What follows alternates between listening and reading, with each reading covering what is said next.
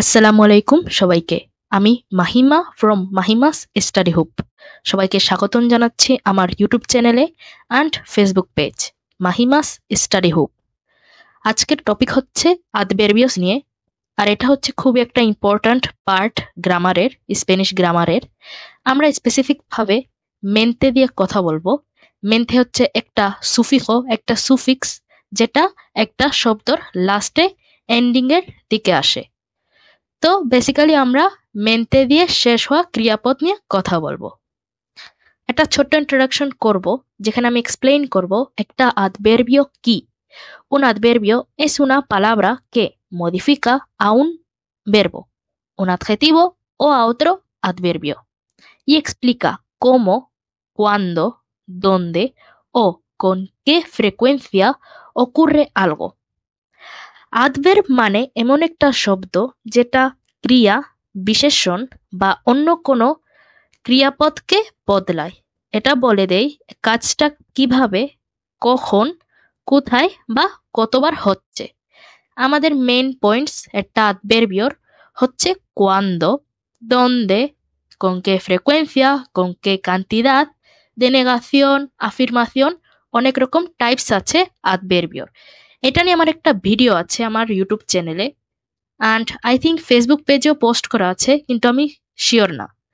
তারপরও আপনারা আমার ইউটিউব চ্যানেলে গ্রামারের প্লেলিস্টের মধ্যে এই ভিডিওটা পাবেন, যেখানে আমি ফুল ডিটেলস দিয়ে এক্সপ্লেইন করি একটা adverbio কি, কি কি adverbios আছে, adverbio আমরা কিভাবে ইউজ করতে পারি, সেন্টেন্স তৈরি করতে গেলে adverbio কোথায় বসে, খুবই সহজভাবে আর এক্সাম্পলস সহ আমি বুঝাই দিচ্ছি ওখানে যে আমরা এটা কিভাবে ইউজ করতে পারি। এটা হতে পারে যে আপনাদের মনে হতে পারে যে এটা ইম্পর্ট্যান্ট না, কিন্তু এটা খুবই ইম্পর্ট্যান্ট। কারণ দেখবেন আপনি যখন কথা বলবেন এগুলো আপনার দরকার হবে।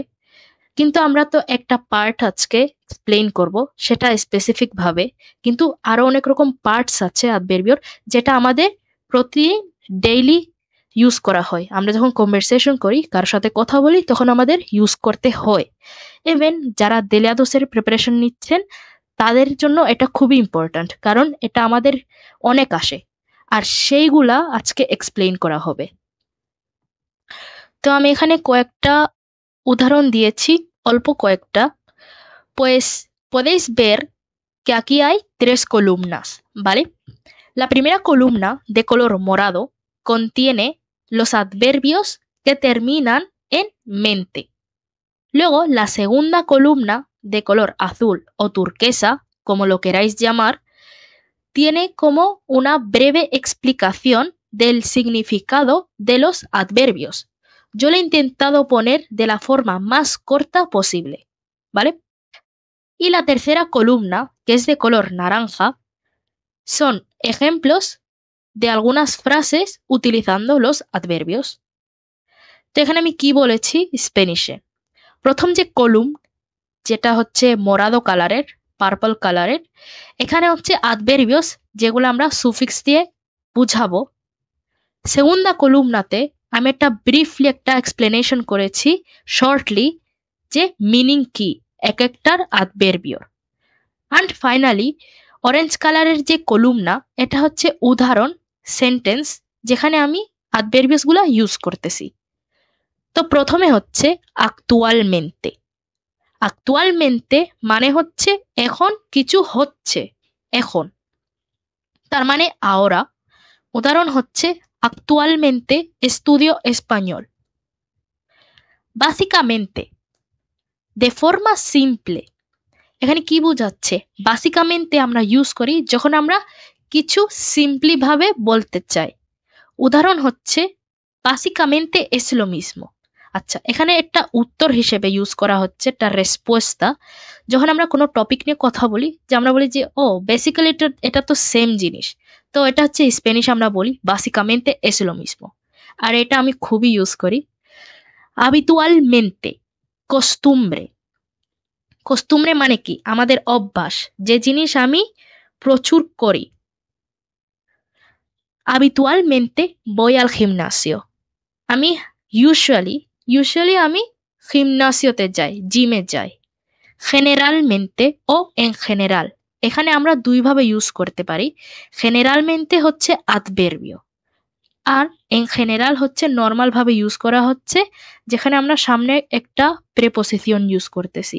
কিন্তু যদি আমরা en general বলি, এটা কোনো adverbio না। en general হচ্ছে একটা লোকুশন adverbial, যেটা হচ্ছে আরেকটা জিনিস কিন্তু adverbios এর সাথে রিলেটেড। generalmente মানে হচ্ছে en la mayoría de los casos। এটা কি বোঝায়? মোটামুটি সব সময় এমন কিছু। generalmente en diciembre hace frío।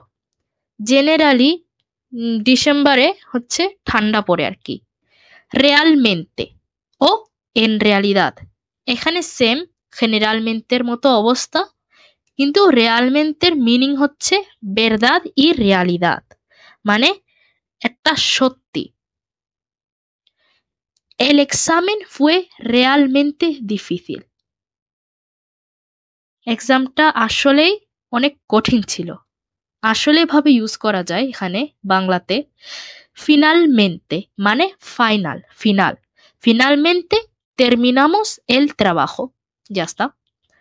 normalmente lo que haces de forma normal, যেটা আমরা ইউজুয়ালি করি, নর্মালি যে কাজটা করি। normalmente me levanto a las 7 de la mañana। আমি নর্মালি ভোর 7টার সময় ঘুম থেকে উঠি। efectivamente algo que se esperaba o algo con certeza। certezar মানে হচ্ছে যে জিনিস আপনি শিওর একদম। certeza একটা কলোকিয়াল একটা ভাষা স্পেনিশে, যেটা নর্মালি সবাই ইউজ করে না, কিন্তু কিছু মানুষ আছে যেটা ওরা ইউজ করে। তো বেসিক্যালি certeza মানে যে জিনিস আপনি একদম শিওর, কোনো ব্যাপারে আপনি sure. algo que se esperaba o algo con certeza। efectivamente tienes razón। এখানে আবার সেম, যখন আমরা বলছি básicamente es lo mismo, এখানেও সেম একটা টপিক নিয়ে রিলেটেড একটা উত্তর দেওয়া হচ্ছে যদি আমাদের কোনো টপিক নিয়ে কথা বলা হয়, যে হ্যাঁ তুমি তুমি ঠিক বলতেছো আর কি, এরকম। এখন আমরা একটা ইন্টারেস্টিং একটা জিনিস নিয়ে আলোচনা করব, আর সেটা হচ্ছে আমরা একটা কম্প্যারিজন করব স্প্যানিশ অ্যাডভার্বস এর সাথে ইংলিশ অ্যাডভার্বস। আর এটা হচ্ছে খুবই একটা ইম্পর্ট্যান্ট জিনিস, কারণ এই কারণে অনেক কনফিউশন ক্রিয়েট করা হয়। আর সেই কনফিউশনটা ঠিক করার জন্য এই পার্টটা আমি অ্যাড করেছি। প্রথমে হচ্ছে actualmente। actualmente এর মিনিং হচ্ছে আজকাল বা বর্তমানে, যেমন আমরা তখন বলেছি। তো এটা ইংলিশে হচ্ছে nowadays or currently, কিন্তু আমরা মনে করি যে ইংলিশে এটা হলো অ্যাকচুয়ালি, কিন্তু এরকম না। লিখতে আর দেখতেও সেম, আর আমরা যখন সাউন্ড করি, প্রনাউন্সিয়েশনটা করি actualmente, অ্যাকচুয়ালি একদম সেম, কিন্তু মিনিং হচ্ছে ডিফারেন্ট, আর আমরা ডিফারেন্ট কনটেক্সটে ইউজ করি, আর এটা আমাদের বুঝতে হবে। হ্যাঁ, অন্য অ্যাডভার্বিয়াস আছে যেগুলা ইংলিশে সেম, শুনতে আর লিখতেও সেম, যেটা আমি পরে দেখাবো। কিন্তু এখানে একটা এক্সেপশন হচ্ছে actualmente আর actually ডিফারেন্ট। ইংলিশে actualmente হচ্ছে nowadays or currently। তাহলে actualmente কি স্পেনিশে? স্পেনিশে হচ্ছে realmente, যেটার মিনিং হচ্ছে আসলে। realmente ইংলিশে হচ্ছে actually, আর actualmente ইংলিশে হচ্ছে nowadays or currently। আরেকটা জিনিস পয়েন্ট আউট করতে চাই, সেটা হচ্ছে যে realmente আর efectivamente এগুলা সিনোনিমস, কিন্তু আমাদের বুঝে শুনে কনটেক্সটের মধ্যে ইউজ করতে হবে। আর এইগুলা হচ্ছে আরো অ্যাডভার্বিয়াস, যেগুলো আমি বলেছিলাম যে স্পেনিশে অ্যান্ড ইংলিশে সেম, শুনতে যেমন সেম, লিখতেও তেমন সেম। নর্মালমেন্তে ইংলিশে হচ্ছে নর্মালি, বাসিকামেন্তে বাসিকালি, জেনারেলমেন্তে জেনারেলি। আর এখানে আরো জিনিস পয়েন্ট আউট করতে চাই, যে নর্মালমেন্তে, জেনারেলমেন্তে আর habitualmente এগুলা হচ্ছে সিনোনিমস। তো এটাই ছিল আজকের ভিডিও। আশা করি ভালো লেগেছে আর হেল্পফুল হয়েছে। আমি চেষ্টা করেছি যত সহজভাবে আর ইজিলি ভাবে বোঝানো যায় সেভাবে বোঝানোর চেষ্টা করেছি। আর আমি অনেক ডিটেলস দিয়ে বোঝানোর চেষ্টা করেছি এক এক পার্ট।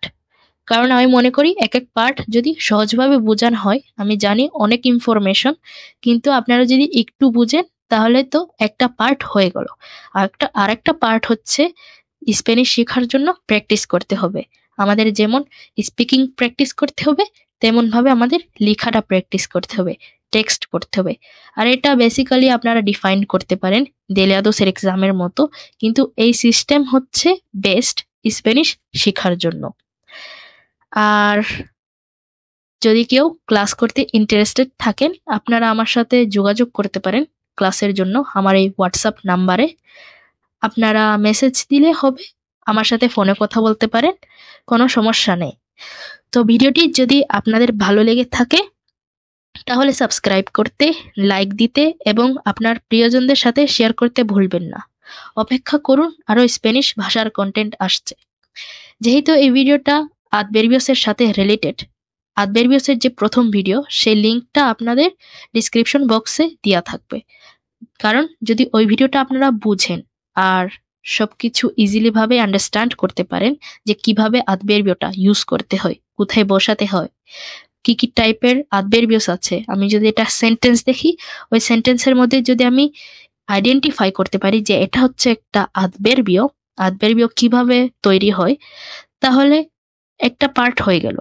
আর এই পার্টটা হচ্ছে অপশনাল বলা যায়, কিন্তু হেল্পফুল হবে কারণ জিনিস শেখাটা ভুল না, আমরা যত শিখবো আমাদের জন্য ততই ভালো। তো লিংক দেওয়া থাকবে ডিসক্রিপশন বক্সে। আর ভালো থাকবেন। আল্লাহ হাফিজ।